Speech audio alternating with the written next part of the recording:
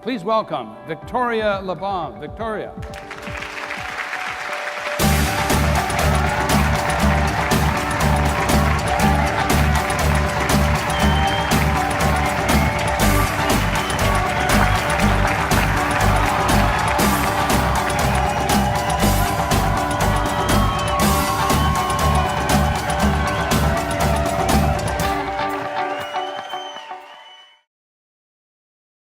If you were to imagine a gigantic triangular prism, and you were then to imagine light shining through that prism, what happens is as that light bends, it refracts, and through that refraction, our eyes see color. Often, though, we just see the white light, but through that bending, all of a sudden, the full rainbow is exposed. But so often in our business and our lives, we get caught up and we're just blue or green or yellow or red, and we think, well, if I'm a mom, I have to be pink, and if I'm a business owner, I have to wear a suit. We're an insurance company, we have to do these kinds of forms. Really? Do you? Where does innovation begin? Sir Isaac Newton in the 1600s did this experiment with light where he took that beam and he shined it through and out came these colors, but he did the reverse, which not many people know. And he took all the colors and he said, if I shine it through that prism, will out come one single light. And indeed, that's the case. If you were to take all of the talents in your organization and shoot them out, you might find you have just one voice. Not a disorganized organization, but a pure one. If you run a business, if you run a team, if you run a family, your job to be a great visionary with looking is to say, what are we not seeing? How can we take the obvious and turn it? How do we look in a new way at the people, at the opportunities? How do we take our business and change it to something extraordinary?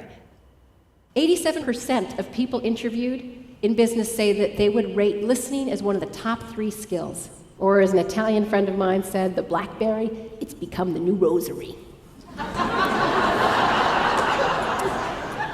So let's do some training. We'll do a micro learning session now. So here's someone speaking, the vertical line, and most of the time, we just interrupt them. The next type of listening is what I would call pouncing. And pouncing is when you know you're not supposed to interrupt. So you wait, and you wait, and you wait, and you wait, and you wait, and you wait, and the minute they're done speaking, you jump in and you say what you want to say. The emotion it produces is not a positive one. And so consciously we think, well, it's okay, at least I didn't interrupt. I waited for them to be done. But in truth, the person thinks you weren't even listening to what I was saying, and they know you were just waiting to make your comment or ask your question or say your point. People are so busy talking about their product or service that they forget to listen to what the client wants. And they forget to listen to the language the client uses. How do you bring what you love back into your life or into work? We often think there's work and there's play. Well, I go do my hobbies and I have my fun and then I go to work. But we're an integrated world now, and there's extraordinary opportunity. And if you're going to run a healthy, well organization, you have to let people bring their passions, and you have to start with yourself. What are the passions you're not bringing in? And I want to give you some examples, and then I'm going to have 2 volunteers come up here and show me with you how this exercise works. He loves football. So now Marie and I are going to brainstorm ways he can bring football into work. You could, when you're stuck at a meeting and you can't come up with any ideas, put the football on the table and say, what would the football say? Yeah.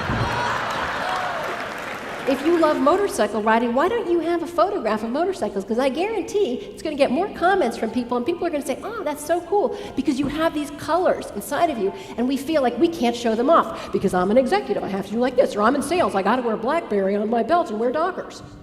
And if I'm between the ages of 30 and 35, I got to wear my hair spiky and crisscrossed. What's the limitation you put on yourself? I know a woman who loves the Oscars, and you know what she does every year at Academy Award time? She rolls out a red carpet by her desk. Do what you love. Razz your berry. So you say, how do I take what I love and bring it on the stage, into my office, into my meetings, into my family? Because your kids are dying to see your colors come out. But you know for whatever reason it's the right decision. And it's not until you have the courage to step into it and stay there that you see the possibilities that were meant for you. How can you take what is otherwise considered a commodity and engage your unique brilliance to transform that commodity into an art. So are you ready to celebrate your brilliance? 1, 2, 3, hit it.